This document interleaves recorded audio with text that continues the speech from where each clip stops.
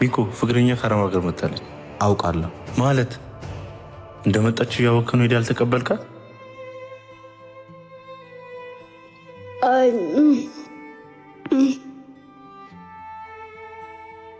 ከቤተሰቦችሽ በላይ ያስበለጥሽ ፍቅረኛሽ እንዴት መጥቶ አልተቀበለሽም? ልጄ ጥሩ ሁኔታ ላይ አይደለችም። ሲሻላት እናወራታለን። ታያት እማ አልበዛም እንዴ? አረብ ሀገር ስትሄድ የሰው ፊት እየገረፈን ገንዘብ ለምነን የቤት እቃ እንኳን ሳይቀር ሽጠን ይላክናት እኛ። እሷ ግን ያን ሁሉ አመት ለፍቅረኛ ያደረገችውን ቅንጣት ታክል እንኳን ለኛ አላደረገችም።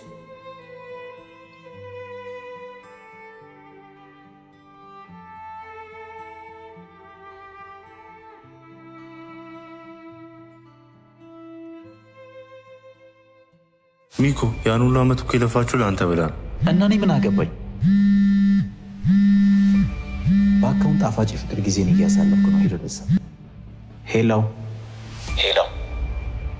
ሄሎ የኔ ፍቅር ሞኒ ነኝ። የልጅነት ሞኒ አላወኩሽም። ሰው ተሳስተሻል።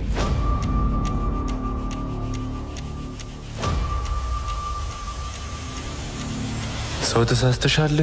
እሷ የገዛችልን ልብስ ለብሰ እሷ በገዛችልን ስልክ እያወራ አላወኩሽም። እንግዲያውስ መስመርን አትለፍ። ጓደኛዬ ነው ብዬ ባቀርብ እኔ ካፌ የምትሰራ የኔ ባሪያ መሆንን ትረሳዋለህ መሰል። አላውቅሽም ማለሽ አይደል? እሰይ ይበልሽ። ያለው አስቸኳይ ነው። ስራ ቦታ ነው እንዴ? አዎ እመጣለሁ። እሺ ቶሎ በል።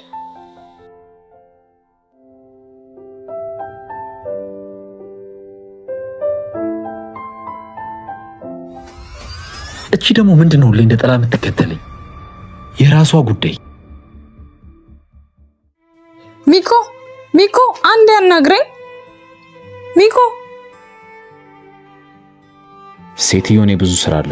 ከአንቺ ጋር ማጠፋው ጊዜ የለኝም። ሚኮ እግሬ ከዚህ በኋላ መመለስ እንደማይችልና ከዚህ በኋላ መራመድ እንደማልችል ዶክተሮቹ ነግረውኛል። እና እኔ ምን አገባኝ?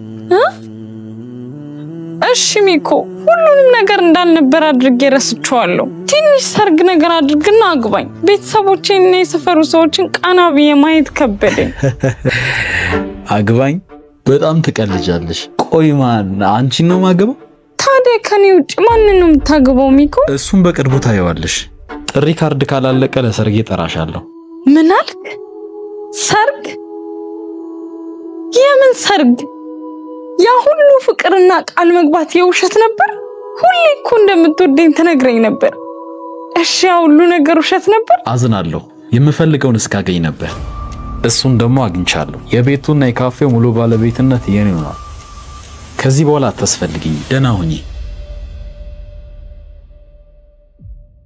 ሞኒ ለዋሽሽ አልፈልግም። ይኸውልሽ አንቺ እዛ ሰርተሽ በላክሽው ብር ቤት ሰርቷል፣ ካፌም ከፍቶበታል። ሐሳቡ አንቺ ባዶ ማድረግና ከጨዋታው ማስወጣት ነው። በኢየሱስ ስም አንተ ኮቴ የለም እንዴ? ካስደነገጥኩሽ በጣም ይቅርታ፣ ግን ማውራት አለብን። ምንድነው የምናወራው? ስለ ሚኮ ምን? ማግዲ ሚኮ አሽቶሻል። ምንድነው የምታወራው? ይኸውልሽ ሚኮ የ7 ዓመት ፍቅረኛ አለችው። አረብ ሀገር ሄዳ ነበር የእሱን ህይወት ለመቀየር።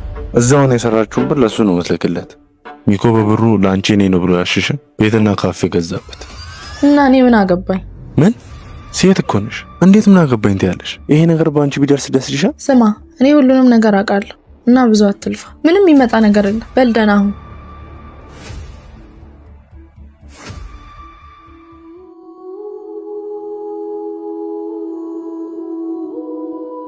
ሄሎ ባቢ። ወይ ሞኒ ደህና ነሽ? ደህና ነኝ። ሚኮ ከስራ እንዳባረረ ሰማሁ። ለኔ ብለህ እንደዛ ማድረግ አልነበረብህም። አንቺ ላይ ከሆነ የኔ በጣም ትንሽ ሞኒ፣ የሆነ ነገር ማድረግ አለብን። የለምጣ እቤት ነኝ ና። እንዴት ብዬ ነው ፍቅረኛዬ ከአረብ ሀገር መጣለች ብዬ መነግራት?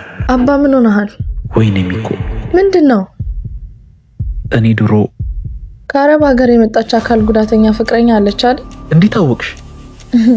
ሁሉንም ነገር አውቃለሁ። ማለት እስከ ዛሬ ያወቅሽ ነው ዝም ያልሽው? አዎ ሁሉንም ነገር ለኔ ብለህ እንዳደረክ ስለማውቅ እንዳትሸማቀቅብኝ ብዬ ነው። ውዴ ለዚህ እኮ ነው የምወድሽ። ይልቅ የኔ ፍቅር 100,000 ብር ፈልጌ ነበር። ምን ችግር አለው ታዲያ? በኋላ አስገባልሻለሁ። እህቴ እማዬ ተሻላት? ያን ሁሉ ነገር ካደረግሽ በኋላ ደህና እንድትሆን ነበር የጠበቅሽ? እህቴ እባክሽ ልቤን አትስበሪው። አንቺ ካልተረዳሽኝ ቆይ ማን ነው የሚረዳኝ? ያን ቀድመሽ ማሰብ ነበረብሽ። ከቤተሰብሽ በልጦ ለዛ ከአዲ ብርሽን ስትበትኝ። ሂጂና ለትሻፊላ እማዬ ይቅርማ፣ እኔ አልፈልግም። እሷም ደክሟታል። ሂጂ ግቢና ያልኩሽን አድርጊ።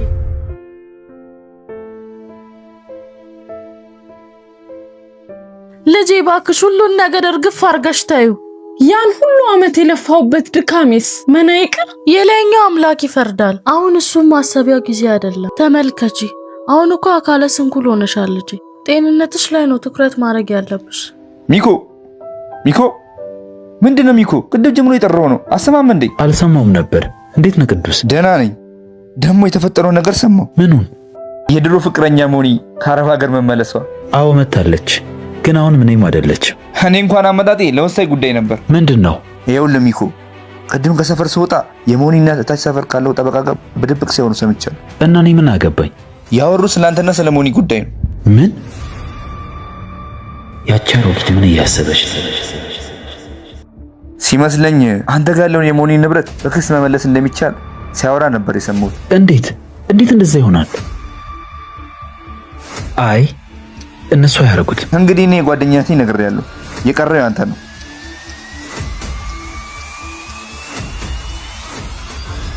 ቆይ ለምን አትረጋጋም? እንዲህ በመሆን እኮ የሚቀየር ነገር የለም። እንዴት አልጨናነቅ? ያቺ ካለ ስንኩል እኮ ባዶ ልታስቀረኝ ነው።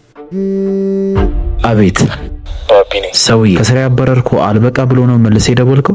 የጓደኛዬን እያንዳንዷን ንብረት ቆርጥ የምትመልስበት ቀን እንደደረሰ ልነግርህ የደወልኩት። ሰውዬ ምንድነው የምታወራው? እሱም በቅርቡ ታያለህ። የሆነ ነገርማ ማድረግ አለብን። የኔ ፍቅር ወይጌ፣ ካፌውና ቤቱን ዛሬውኑ ባንቺ ስም ማዛወር አለብን። ምን ነው በዚህ ፍጥነት? ምን ተፈጠረ? ክስ ሳይመሰረቱ አልቀሩም። ሳይቀድሙን መቅደም አለብን። እንሂድ ነይ።